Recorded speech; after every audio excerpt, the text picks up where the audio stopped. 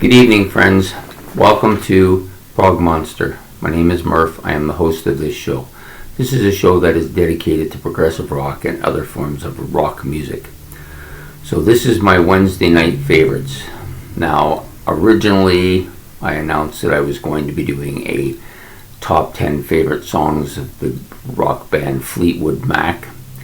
But today I was reading up on their history and looking through their albums, and there's quite a few albums that I have never heard.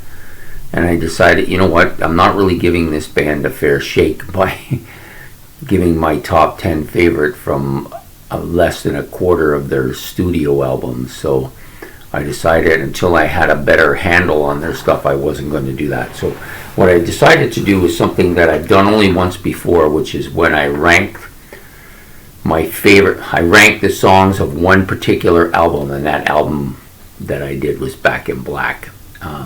It didn't do so good in the views, not too many people seemed to be interested, so I kind of passed on it. I decided I wouldn't do it anymore, but I decided today I'm going to give it a second try, and we're going to do it on this album, Rumors. I don't know if you can see that. I'll put it over here. Why don't we try it this side?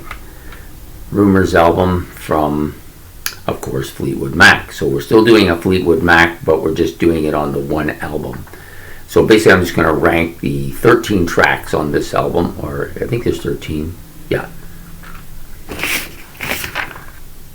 think my math might be wrong. Yeah, sorry, my math is wrong. It's actually 11 tracks. For some reason I thought there was 13.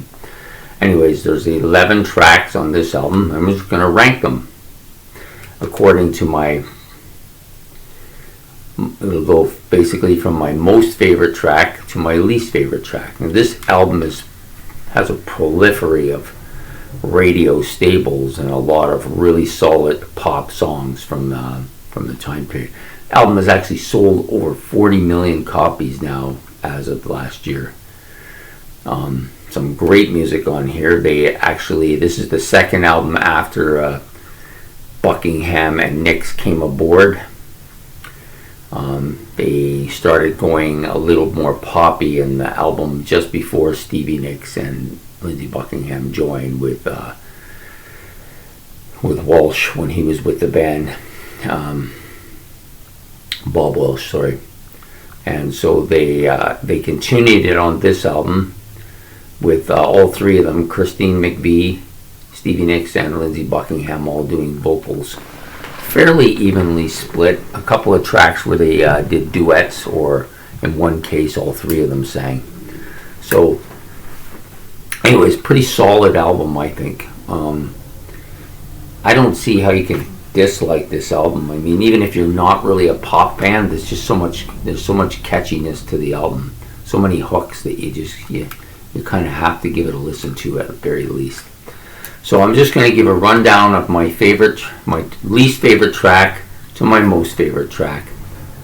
There won't be any honorable mentions on this type of video, but so the two tracks I like the least are fairly obvious. Like they still pass. They're still okay songs, but I never really cared for them.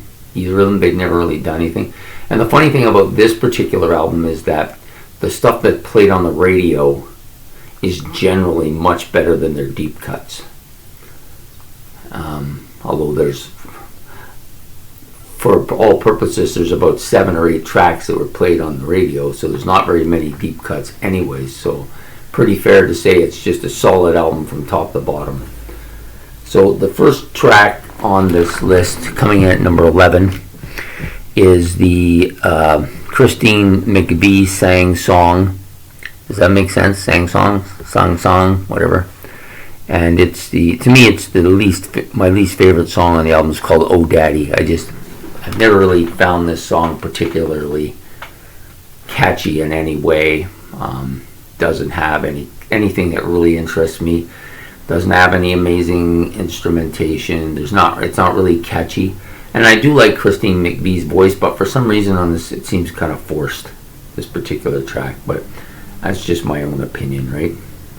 The second song, not much better by a hair, is the Stevie Nicks song called Gold Dust Woman. This is the same. I just don't find this memorable at all. I don't think it's that great of a track. Yeah, it's Stevie Nicks, and yeah, her voice is great, but I just don't care for that particular track. So after those two tracks, the rest of the album is pretty solid. Like, there's no bad tracks after that. And I don't even think those songs are necessarily bad. They're just not terribly memorable, and I just don't care for them as much as the other tracks. So coming in at number 9 is a song that many people like quite a bit and rank very highly from Christine McVie's vocal range and from her discography of her own music that she produced within the realms of Fleetwood Mac. And the song has grown in a lot of ways and is getting a lot of attention now because of her recent passing. And that's Songbird. This song came in at 9th spot. Quite a bit better than the first two songs, but still not a song that I care to listen to a lot. It's not one of my favorite tracks on the album. I don't dislike it. I wouldn't turn the album off just because of that.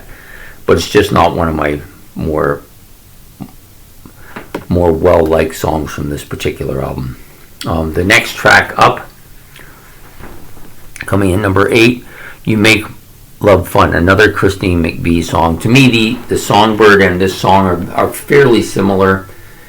They're very poppy, very mellow. Christine McVie's voice is good on it, but they're just not terribly memorable to me, but I like them much better than the original tune tracks. So they're both fairly close, but this one just a little bit better, I think. So number 7, so coming in at number 7 is Never Going Back Again. So now it's starting to jump a bit. This is a good song. I think this is a good song. It's a Lindsey Buckingham song. I like his voice quite a bit. And this is a good representation of his vocal range and of the style of singing that he did during that period of time with Fleetwood Mac.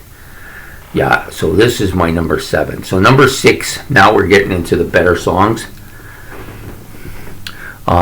This one is a twin vocal number by Stevie Nicks and Lindsey Buckingham, and yes, of course, I know it's I don't want to know. I just think this shows the kind of chemistry they had as singers, and I know that at this point in time they were not getting along socially or talking very much or even at all, but musically they still had it together here on this track, and I just think that it clearly shows the talent that they had put together, especially when you put them together. Okay, so the top 5 tracks now we're getting into here are all good, solid tracks. And they're all radio staples and well-liked songs, I think, by most people. The first one is coming in number 5, Secondhand News. This is a Lindsey Buckingham vocal song. I like the scratchy guitar playing at the beginning, and the backing vocals on this are really good. Like among the better backing vocals on the album. I just think this song begins that part of this album where it's just top shelf songs from here on in, and this is the first of them. And it's not that I like those other songs a lot better. The next song up I like only by a little bit more. It could have went either way, to be honest with you. So the next track up is Dreams by Stevie Nicks. Yeah, just such a catchy tune. Her voice is great here. I like the heavy drum part. I like the bass opening on this song quite a bit as well. Yeah, a strong tune on a strong album, I think. Number 4. You know, most albums this would be a number 1 song for sure, but on this album it comes in at number 4. So number 3, we're going to go back to Christine McVie. This may be my favorite song by her. It's the song Don't Stop. I'm sure it's really well known. A lot of people like it. One of the best tracks by this band altogether, and her vocal, this is my favorite Christine McVie vocal song. She's just so good on it. To me, this is, when I think of Christine McVie, this is the song that comes to mind for me. So number 2, this was tough. Number 2 and number 1 could have gone either way. I just think for today I decided to go with the triple billing here of Nix, McVie, and Buckingham all singing The Chain. Such a classic song, such a great harmony on this. The three of them together are just absolutely beautiful. I just think it's such a wonderful song. Could have easily gone number 1, but I guess it just come down to which song do I sing the most, and which one's the most catchy, and which one's the most memorable. And all three of them are the same song, which is Go Your Own Way. Buckingham at his best here. Some real catchy guitar, some real great vocal stuff on this. Just a real catchy song. I love the beat. I love everything about the song. If I was doing a top 10 list, this is going to be right near the top for sure. It'll be one of the top 2 or 3 songs by this group. But for this album, it's going to come in at number 1 today. So there you have it. My own particular rankings of the particular tracks on the album Fleetwood Mac's Rumors. Thought I'd give it a second try. I'm going to put the Fleetwood Mac top 10 songs off until I feel like I can actually spread it out a little more. Right now it's going to be pretty much this album, its predecessor, and maybe a couple of other albums that I have by them. And for a band with 17 studio albums, you want to give them a little more time to put together an awesome collection of songs, and so I will try that my best. So anyways, my top 10 reiterated, or my top 11, or ranking all 11 songs on Rumors. That's what we're going to say. Go Your Own Way was number 1. The Chain was number 2. Don't Stop was number 3. Number 4 was Dreams. Number 5, Secondhand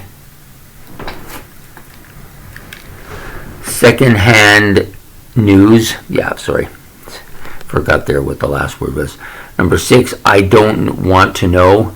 Number 7, Never Going Back Again. Number 8, You Make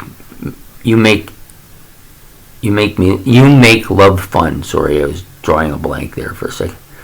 Number 9, Songbird. Number 10, Gold Dust Woman. And number 11, the last song on the album, Oh Daddy. So there you have it, the ranking of the songs of the album Rumors by Fleetwood Mac. So I hope you liked this. If you did, please like and subscribe. It's much appreciated. How would you rank these songs? Do you in generally like Fleetwood Mac? I mean, I'm a prog guy. I like my prog music. This is pretty far from prog.